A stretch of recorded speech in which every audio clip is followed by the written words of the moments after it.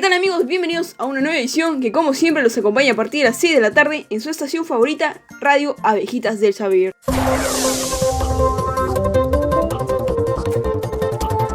Hoy día venimos con un tema muy delicado como el terrorismo en el Perú. La época del terrorismo en el Perú, conocida por el Estado del Perú como Guerra contra el Terrorismo, fue un periodo ocurrido entre 1980 y 2000, iniciando en el departamento de Ayacucho cuando el grupo terrorista Sendero Luminoso atacó e incendió unas urnas electorales en el poblado de Chucy. Los principales líderes terroristas eran Abimael Guzmán, cabecilla del grupo Sendero Luminoso, capturado el 12 de septiembre de 1992 en Surquillo, y Víctor Polay Campos, cabecilla del grupo Movimiento Revolucionario Tupac Amaru, capturado el 9 de junio de 1992 en Borja. Este conflicto armado interno en el Perú, en un periodo de 20 años, dio resultados en más de 69.000 personas asesinadas o desaparecidas, y otros miles de cientos de víctimas de violencia sexual, tortura y desplazamiento forzado. La mayoría de estas víctimas fueron campesinos, personas humildes y mendigos. La época del terrorismo se dio de los gobiernos de Belaúnde Terry, Alan García y Fujimori. Con la llegada de Alberto Fujimori, la situación se volvió más grave, y después de haber sido concentrada en las zonas rurales, la violencia de Sendero se extendió a las zonas urbanas. Una vez que llegó de manera crucial a la capital, hubieron diversos tipos de atentados contra las personas, coches, bombas. El gobierno de Fujimori se negó a asumir la responsabilidad de estos hechos y en 1995 el gobierno aprobó una ley de amnistía. Los años de 1980 y 2000 en el Perú ha sido caracterizado por extrema violencia y terror, sin respeto a la población civil y los derechos humanos.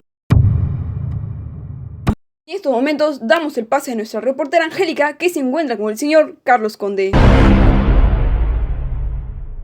Buenas tardes, en esta oportunidad nos encontramos con el señor Carlos Conde. A continuación le voy a hacer algunas preguntas. ¿Usted sabe cuál es la diferencia entre MRTA y Sendero Luminoso?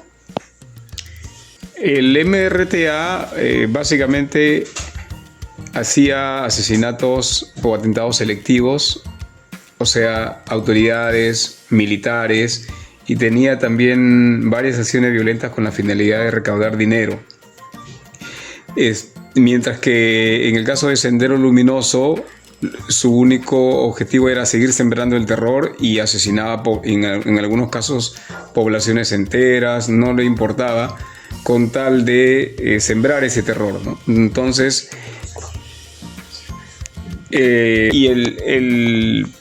la ideología de Sendero Luminoso es marxista, leninista, maoísta, una toma del poder por la acción violenta.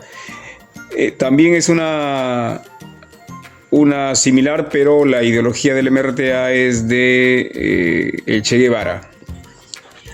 Ya, si militares y policías han asesinado a campesinos y han cometido masacres, ¿por qué no se les juzga como terroristas?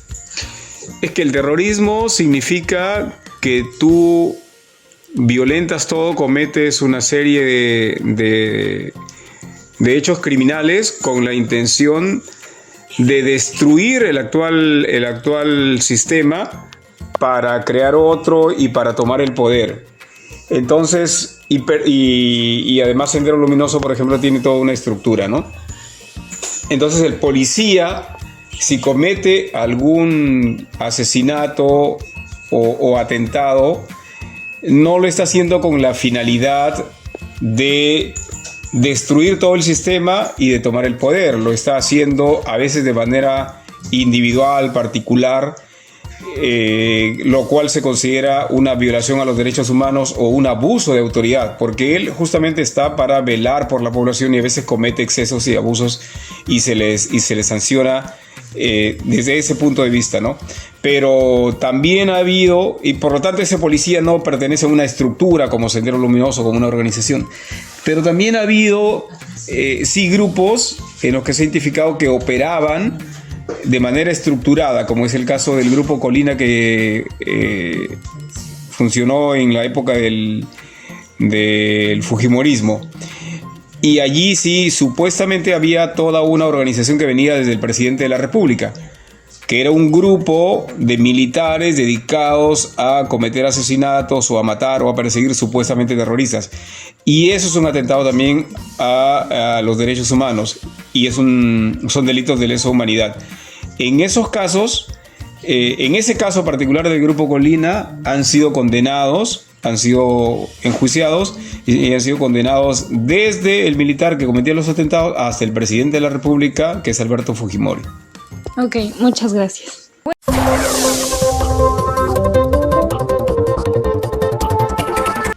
Siendo las 6:20 de la tarde, continuamos con el segmento informativo en Radio Abejita del Saber. Mucho por conocer. Pasaremos a hablar sobre un tema que genera mucha controversia en todo el mundo y que es la eutanasia. Bueno, la eutanasia significa buena muerte, en un sentido en que es una muerte apacible, sin dolores, ya que en la actualidad se entiende por eutanasia aquella acción destinada a ofrecer muerte de una forma indolora a las personas que padecen de enfermedades sin solución, como lo es el cáncer, personas parapléjicas o en sí personas que ya tienen enfermedades terminales, pues también es denominada asesinato piadoso. En caso de eutanasia, está entendida como la acción dirigida al acortamiento de la vida. Existe constantemente una responsabilidad jurídica penal.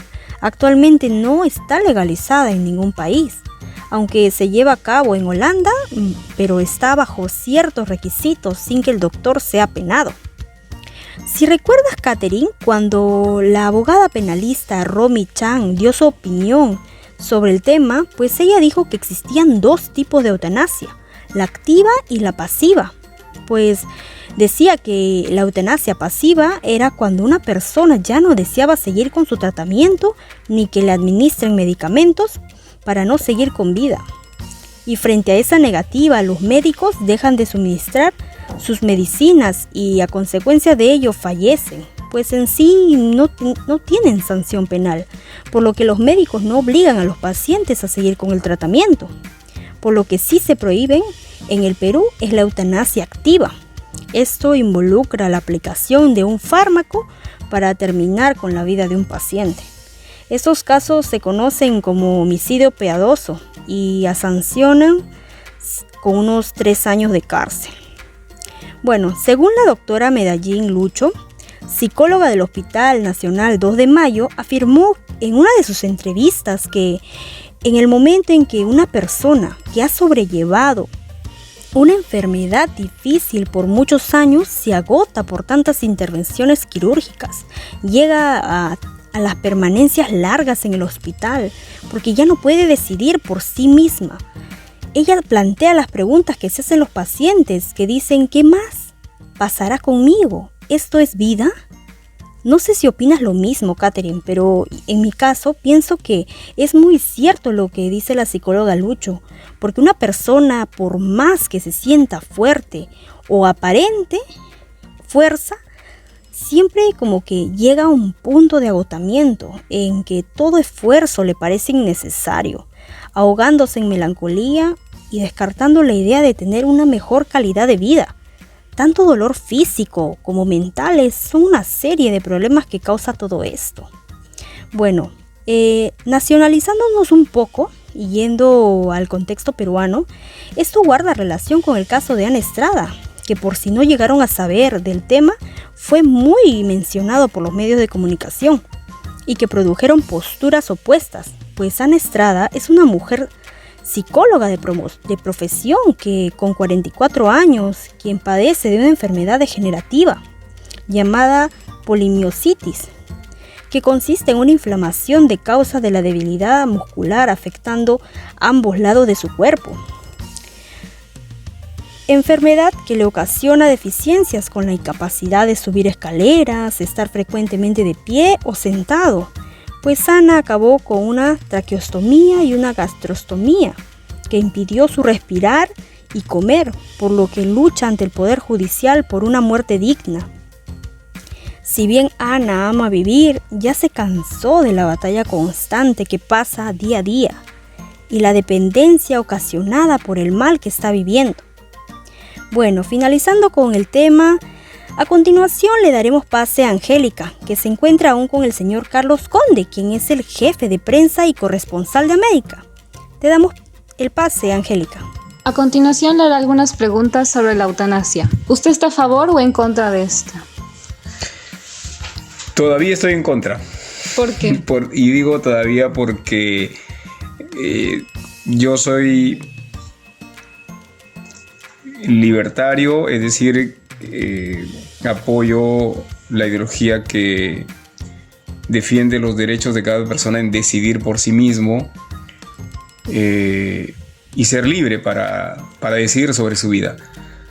Pero esta no es una decisión sobre su vida, sino es una decisión sobre su muerte. Entonces es un tema tan complicado, tan complejo, que amerita analizar una serie de situaciones que en algunos casos lleva a que se le obligue a alguien, por ejemplo a un médico que ha jurado defender la vida y salvarle la vida a la gente, se le obligue con alguna ley a desconectar a un paciente y por lo tanto provocarle la muerte. Entonces es tan complejo que todavía requiere una serie de debate y de análisis, ¿no?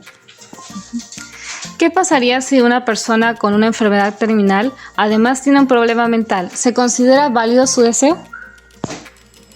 Yo diría que si la persona tiene una discapacidad mental, por lo tanto no tiene la posibilidad de discernir entre el bien y el mal, por lo tanto no sería capaz esta persona, no sería válido que se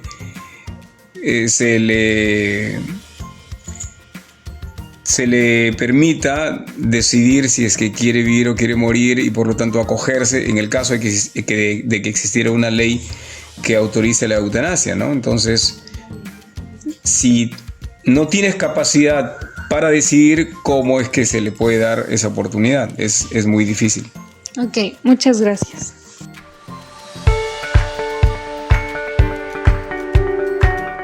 Como es lo habitual, queridos oyentes, tenemos el segmento de los martes de Microlibre, en el cual pueden hacer sus llamadas a la estación para dar sus opiniones al respecto del tema que se está tratando. Abrimos cabina. El número de llamadas es el 941-543221.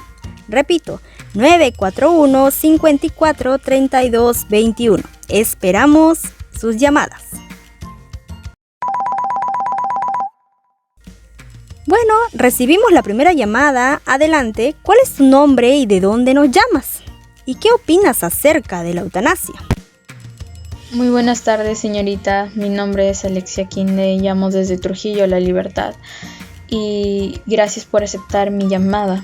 En mi opinión, yo sí estoy a favor de la eutanasia, ya que he visto en muchos casos el dolor y el sufrimiento de personas, como es el claro ejemplo de la señorita Ana Estrada, que padecía de la enfermedad llamada poliomielitis, que trata de la inflamación y debilitación de los músculos.